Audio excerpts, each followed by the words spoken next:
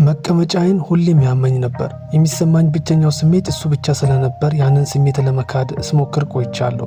በውስጤ ዲዲ ምን እንዳደረገብኝ አስቀድሜ ማወቅ ይመስለኛል። ነገር ግን ያኔ ራሴን ሳላውቅ በተለይ በእነዚያ ሁኔታዎች ውስጥ ከአንድ ወንድ ጋር ግንኙነት ነበረኝ የሚለውን እውነታ መቀበል ከብዶኝ ነበር።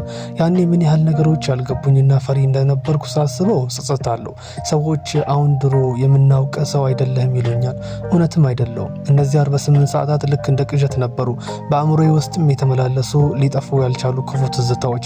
ነገሩ የገባኝ 50 ሴንት በግል ፈልጎኝ የሰሩትን ዶክመንተሪ አሳይቶኝና ስለ ዲዲ ሙሉውን እውነት ከነገረኝ በኋላ ነው። በዚያን ጊዜም የተፈጠረው ነገር የኔ ስህተት እንዳልሆነ አረጋገጠልኝ። ዲዲን እንደሚያወርደው ነገረኝ። የተናገረው በትክክል ይህንን ነበር። እና ማለቂያ ወደ ሌለው የኦንላይን ክርክርና ግምት ውስጥ መግባት ካልፈለግኩ ገለል ማለት እንዳለብኝ መከረኝ።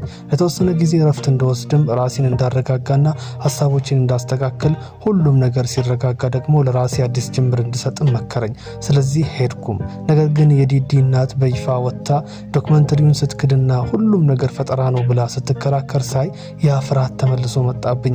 ዝም ማለትም አልቻልኩም። በዚያ ዶክመንተሪ ላይ የተጋለጠው ዲዲ ያ ጭራቅ እሷ በገዛ እጆቿ የፈጠረችው ሰው ነው። ሆኖም አሁንም ድረስ እዚያ ላይ የተገለጠው ሰው እውነትም መሆኑን ለመቀበል ፈቃደኛ አይደለችም። በዚህ ነገር በጣም ተረብሻለሁ። ነገር ግን እንደ ምስክር መቆምና መውጣት እንዳለብኝ አውቃለሁ። በእነዚህ ውሸቶች ምክንያት ተጨማሪ ሰዎች እንዲታለሉ ወይም እንዲጎዱ አልፈልግም። ከውስጥ የተቀበረውን ጨለማ አውጥቶ ለማጋለጥ ከፍተኛ የአእምሮ ጥንካሬ ይጠይቃል። ለእኔ 50 ሴንት ጀግና ነው፣ ለሁላችንም የተሟገተ ሰው። ስለዚህ ወደ ኋላ አልልም ወይም ያንን ጫና ብቻውን እንዲጋፈጥም አልተወውም።